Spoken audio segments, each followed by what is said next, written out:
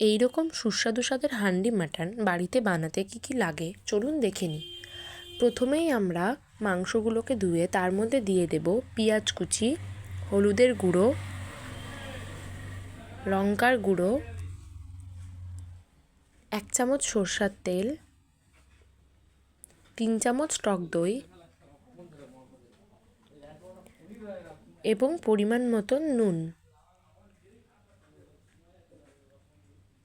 এবং সবগুলো উপকরণকে একসঙ্গে কিছুক্ষণ মিশিয়ে নেব। সবগুলো উপকরণ একসঙ্গে কিছুক্ষণ মিশিয়ে নেবার পরে আমরা এর মধ্যে দিয়ে দেব গোটা গরম মশলা। তারপরেই আমরা হাঁড়িতে সরষের তেল গরম হতে দেব এবং তার মধ্যে দিয়ে দেব পেঁয়াজ কুচি।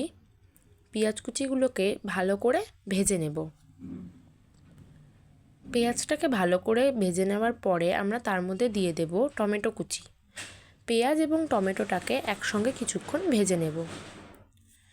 কিছুক্ষণ ভাজা হয়ে যাওয়ার পরে আমরা দিয়ে দেব ধনিয়া, জিরা, আদা, রসুন, শুকনো লঙ্কা এবং কাঁচা লঙ্কার একটা পেস্ট। মশলাটাকে একসঙ্গে ভেজে নেওয়ার পরে আমরা এর মধ্যে দিয়ে দেব ম্যারিনেট করে রাখা মাটনগুলোকে। মশলা এবং মাটনগুলোকে কিছুক্ষণ একসঙ্গে ভেজে নেওয়ার পরে আমরা 20 মিনিটের মতো এটাকে ঢাকা দিয়ে রেখে দেব।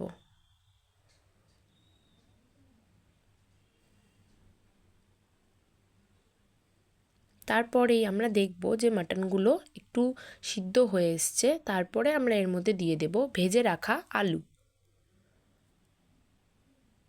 মাটন এবং আলুটা কিছুক্ষণ ভাজার পরে আমরা এর মধ্যে জল দিয়ে দেব মাটন এবং আলুগুলোকে সিদ্ধ হওয়ার জন্য।